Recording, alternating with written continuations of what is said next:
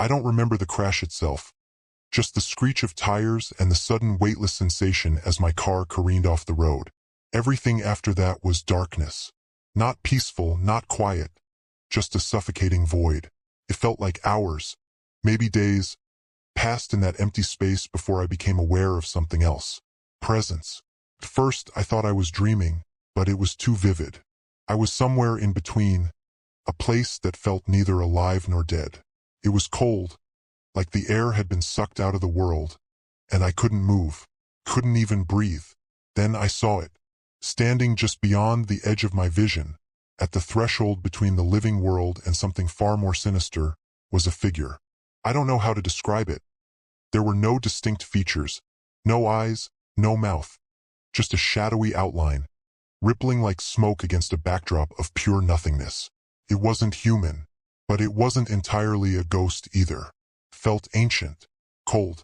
It radiated something dark, something that made my chest tighten and my skin crawl. I wanted to scream, to run, but I was frozen, caught between this life and whatever was waiting beyond. The figure drifted closer, not walking but almost gliding, and with each passing second, I felt my mind unraveling. My thoughts fractured, like a mirror cracking from the inside. And then it spoke. "You've seen the truth," it whispered, though I swear I never saw its mouth move. Its voice echoed inside my skull, rattling my thoughts. "You know what happens when you die." The words hit me like ice, and in that instant, I felt an overwhelming sense of dread, as if some part of me recognized that it wasn't lying. I didn't want to believe it, but somewhere, deep down, I knew. I had seen something. I just couldn't remember what. Before I could ask, before I could do anything, the darkness swallowed me again, and when I opened my eyes, I was in the hospital. Beeping machines, sterile lights, and the distant hum of voices. But the figure was still there, lingering at the edge of my thoughts. And so were its words. "I knew what happens when you die, and now I couldn't unknow it." I thought it would stop after the hospital. I tried to convince myself it was just a bad dream, some twisted trick of my brain from the accident. But the moment I was released, it followed me. No, it never left me. It started with dreams, if you could even call them that. The first one came a few days after I was discharged. I was standing in the middle of a road, frozen, as headlights bore down on me. A car, out of control, came screeching toward me. I couldn't move. My legs felt like they were made of lead. And then the impact, I felt it, the bone-shattering force as the car slammed into my body, crushing me beneath it. Blood pooled around me as I lay there, gasping for air that wouldn't come, my vision dimming. But the worst part wasn't the pain, it was the overwhelming sense of knowing. I was dying, and I understood it completely. When I woke up, drenched in sweat, I thought it was just a nightmare. But the dream didn't fade like they normally do. The sensation, the fear, the absolute certainty of death. It clung to me like a second skin. The next night, it happened again. This time, I wasn't in the road. I was in a cramped, dimly lit room. A man stood in front of me, his eyes wide with terror, blood trickling from a deep wound in his chest. He gasped for breath, choking on his own blood, and in his final moments, I saw it. I felt it. His life draining from him, his body growing colder, and then nothing, just emptiness. Each night, the dreams grew worse, more vivid, more grotesque. I witnessed people dying in ways I can barely put into words. Horrific accidents, brutal murders, quiet moments of slipping away in hospital beds. At first, I thought they were just my mind playing tricks on me, remnants of my near-death experience. But then, I started recognizing faces. People I'd seen in passing, strangers I'd walked by on the street or sat next to on the bus. And then it hit me, these weren't just dreams. They were real. I was seeing the final moments of these people's lives. The fear in their eyes, the pain, the helplessness. It was too detailed, too raw to be a simple nightmare. I was living through their deaths, over and over again, each one showing me something new, something horrifying about what happens after. It's not peaceful. It's not a bright light or a gentle passing. It's chaos, darkness, and something else, something far worse, waiting on the other side. I could feel it lurking in those moments between life and death, something hungry, something waiting for us. Every time I closed my eyes, I was thrown back into that nightmare world, forced to watch as people around me died in ways I never wanted to imagine. But I wasn't just seeing their deaths, I was feeling them, their fear, their pain, their last thoughts as their hearts stopped beating. I tried staying awake, drinking coffee, taking pills to force myself to stay conscious. But it didn't matter. The visions crept into my waking life too. Flashes of death in broad daylight, glimpses of people's faces contorting in agony, right before my eyes. I couldn't tell what was real anymore. Every face I saw seemed to carry the weight of death with it, like I knew exactly how they were going to die. It wasn't just in my head anymore. This knowledge, it was becoming a part of me, and I couldn't shake it. I couldn't unsee it. At some point, I stopped sleeping altogether. It wasn't just the fear of the dreams. It was something worse. The visions, the deaths, they had started creeping into my waking life. Reality itself was beginning to slip through my fingers like sand. Started small. I'd be walking down the street, and everything would blur for just a second. The faces of strangers would flash. One moment, they'd be alive. The next, they'd be pale, lifeless, contorted in pain. At first, I thought it was just my sleep-deprived brain playing tricks on me. But then the voices started. At first, it was whispers, faint, like a breeze stirring leaves just outside my window. I couldn't make out what they were saying, but I knew they were voices. I heard them in the stillness of the night, creeping up from the corners of my room, whispering through the cracks in the walls. It didn't take long before the whispers turned into full conversations. Voices of the dead calling to me from somewhere beyond. "Why did you see us?" they would say. "You weren't supposed to know." I tried to shake it off, tell myself it wasn't real. But it felt real. I could hear them, clear as day, voices of people I had seen die, people whose final moments I had witnessed in those cursed dreams. Their words echoed in my head, growing louder, more frantic with each passing day. I remember one afternoon, sitting in a cafe trying to act normal, but I couldn't focus. The world around me was shifting, distorted, as though I were looking at everything through broken glass. The barista called my name, but when I looked at her, her face twisted, her eyes wide with terror, blood seeping from an unseen wound. It lasted only a second, but I dropped my coffee, shattering the cup on the floor. Everyone stared at me, their expressions blank, but I knew they were judging me, wondering what the hell was wrong with me. I couldn't explain it to them, to anyone. How do you tell people that you're seeing them die over and over again, even though they're standing right in front of you? How do you explain that time doesn't feel linear anymore? That sometimes it feels like I'm watching the world rewind and fast forward in a never-ending loop of suffering. People started to notice. My friends, my coworkers, they kept asking if I was okay. I'd shrug it off, say I was just tired. But they knew something was wrong. I could see it in their eyes. They didn't know it, but I could feel their fear of me. The way they'd flinch when I got too close, the way their voices grew quieter when I entered the room. It wasn't long before I stopped hearing from most of them. My phone went silent, messages unanswered. The invitations stopped coming. I was alone with the voices. And the worst part, I couldn't tell what was real anymore. I'd be talking to someone, and halfway through the conversation, I'd blink, and suddenly I wasn't talking to them anymore. I was standing in the middle of a road, watching their body crumple beneath a car. I'd hear a laugh from across the room, and when I turned, the person would be lying on the ground, cold and still, their eyes staring blankly at nothing. Everything started bleeding together, the real world and the death realm. I couldn't separate them. Time felt like it was collapsing in on itself, folding over and over until I was trapped in this endless loop of death and decay. Sometimes I'd hear the voices, clear as day, calling my name, telling me they were waiting for me. Other times, I'd look at a clock and swear it had skipped a few minutes, or that the hands were moving in reverse. People I passed on the street no longer felt like living, breathing souls. They felt like ghosts, walking corpses, just waiting for their moment to die, and I could see it. I could feel it. I was caught between worlds, unable to find my way back. I'd tell myself, this is real, but then I'd blink, and the world would shift again, reminding me that nothing was real anymore. Not like it used to be.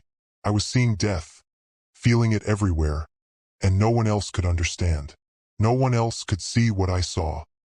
It took me a while to understand, but eventually, it became clear. The knowledge I had been given wasn't just some twisted curse. It was a noose tightening around my neck. The longer I lived with it, the more I felt its pull, dragging me towards something dark, something cold. Death wasn't just showing itself to me anymore. It was pulling me closer, like I had become a part of its world, and there was no turning back. I tried to fight it. God, I tried. I stopped leaving my house, locked myself inside, hoping that isolation would keep the visions at bay. But they only got worse, stronger, more vivid. Now, I wasn't just seeing people die. I was feeling it in real time.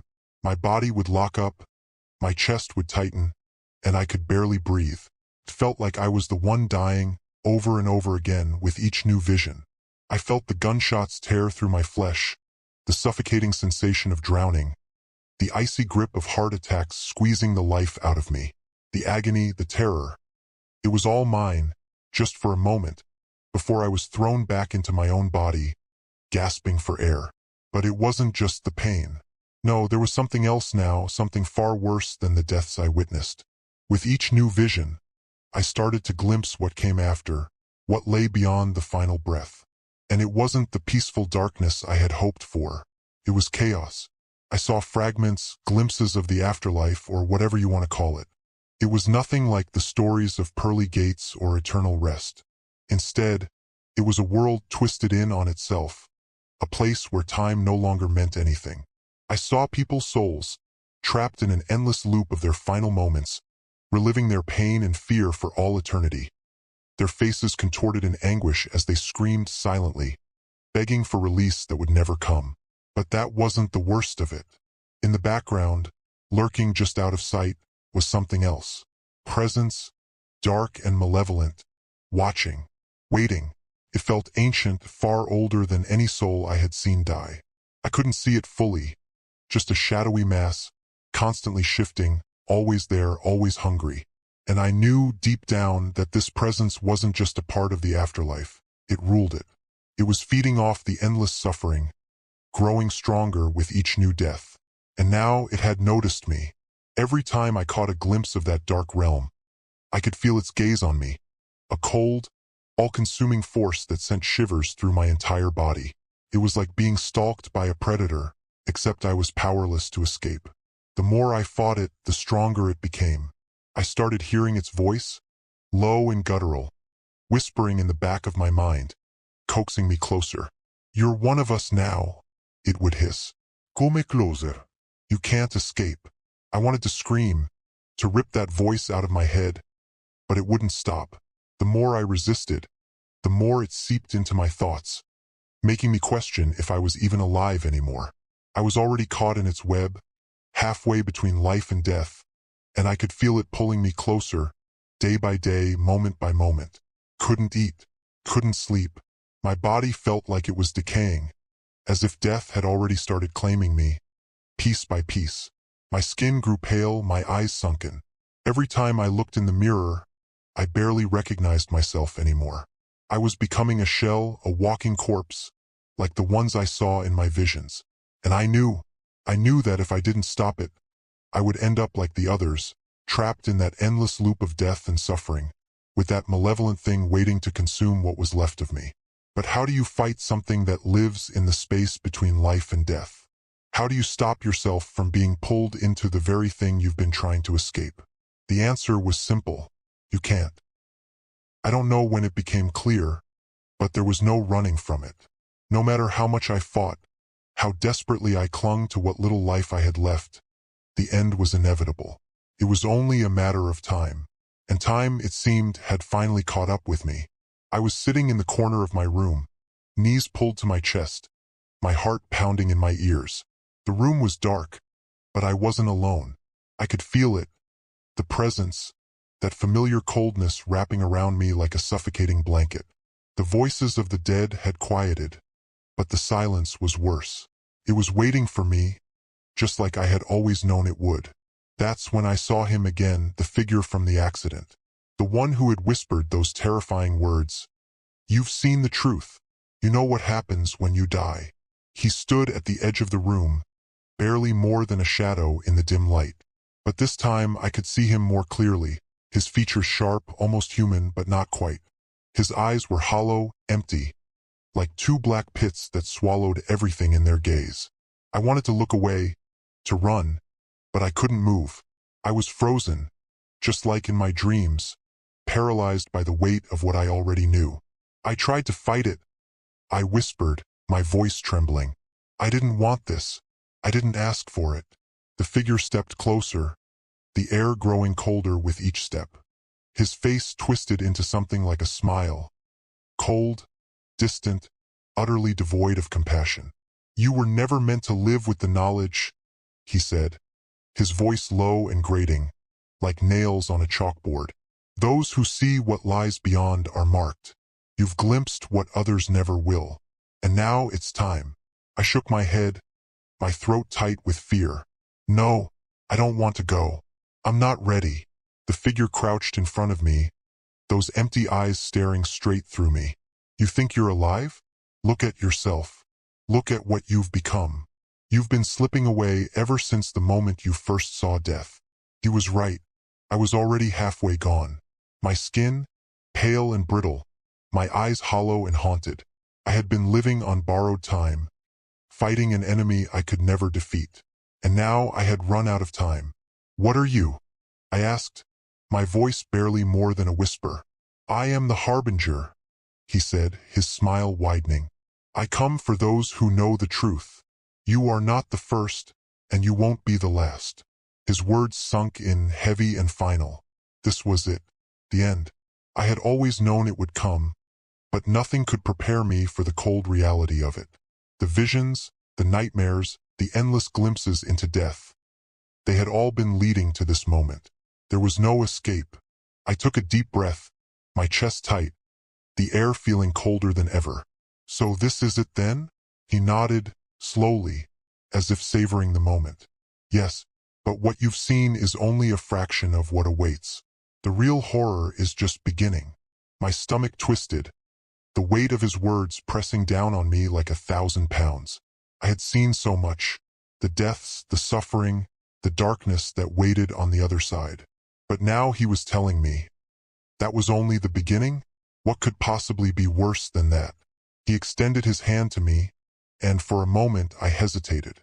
Every instinct in me screamed to run, to resist, but I knew better. I was already his. I had been ever since the accident. With shaking hands, I reached out and took his, cold as ice, a chill that seeped into my bones.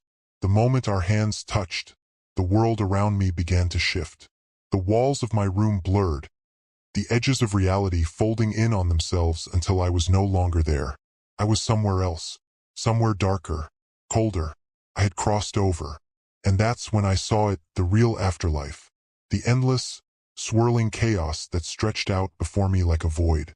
Screams echoed from the distance, agonized cries of souls trapped in their eternal suffering. The figures I had seen in my dreams were there, too, reliving their deaths, over and over again, unable to escape the endless torment. But then I saw it, that presence, the one I had only glimpsed before. It was there, towering over everything, a massive, shifting shadow that consumed the souls around it. Its form was impossible to define, constantly morphing, growing, feeding. And I could feel its hunger, its insatiable need to consume. It wasn't just death. It was something beyond death, something far worse. The figure beside me let go of my hand and stepped back, leaving me standing on the edge of this endless void. "Welcome," he said, his voice barely audible over the screams. "This is the truth you wanted. This is what comes after." I wanted to scream, but the sound caught in my throat. I had seen so much horror, but this was beyond anything I had ever imagined. And now I was a part of it, forever.